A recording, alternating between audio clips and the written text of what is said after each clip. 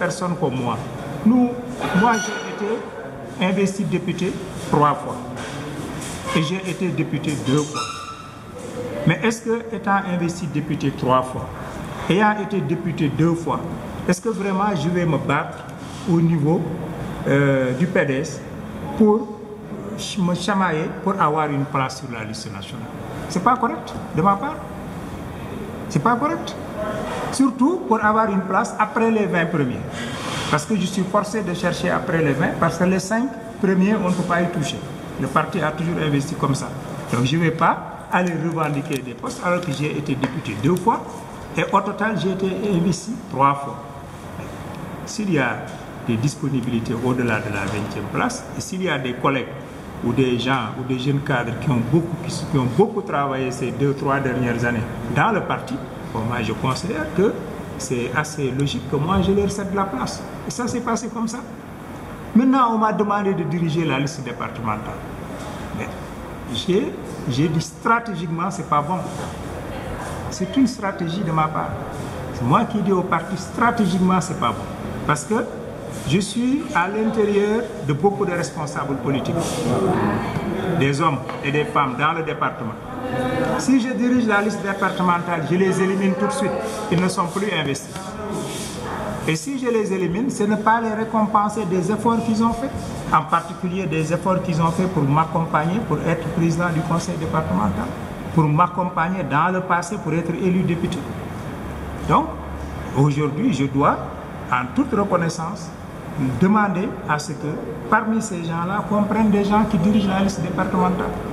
Au lieu que moi, je les élimine. Et le parti a insisté. J'ai dit non, il ne faut pas que je les élimine. Parce que je ne sais pas les conséquences que ça peut provoquer.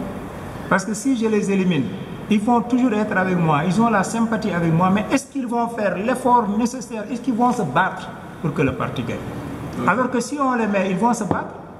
Et moi, étant leur responsable, forcément, voulant qu'ils gagnent, mais je vais me battre beaucoup plus que je me battais dans les élections passées. Donc c'est vous qui avez choisi pour Diobel? Non, je n'ai pas choisi, j'ai proposé la stratégie. C'est vous qui avez proposé? Non, je n'ai pas choisi, j'ai proposé la stratégie. J'ai dit au parti, la stratégie, c'est de choisir, c'est éclaté, de ne pas choisir 2 personnes dans la commune de Diobel. Il faut choisir une personne dans les communes rurales, une personne dans la commune. Pour les suppléants, il faut faire la même chose. Il faut 2 hommes, 2 femmes. Et sur la short carrière-là, en politique, il faut être extrêmement stratégique. Il faut être patient. Il faut calculer. Il faut être raisonnable. Quand une situation se présente, il faut se dire est-ce que ça c'est raisonnable ou non. Mais ce que le parti a fait, c'est raisonnable. Maintenant, concernant les élections elles-mêmes, je voulais donner un avis. Je pense qu'il y a une pagaille et une anarchie qui se prépare. 47 listes, c'est inadmissible. Et c'était prévisible. Hein. J'ai entendu un responsable hier à la télé dire c'est venu comme ça, devenu bête. Non, c'était prévisible parce qu'on a vécu les élections locales. Dans les élections locales, il y avait une multitude de listes. Les gens devaient dire attention, attention, si on continue ça, est-ce qu'aux élections législatives, on ne va pas avoir le même problème? Et les gens n'ont pas fait attention. Et ça, c'est dû au fait qu'il y a un manque terrible de dialogue. Il y a un manque, le pouvoir n'a pas dialogué pour qu'on puisse éviter cela.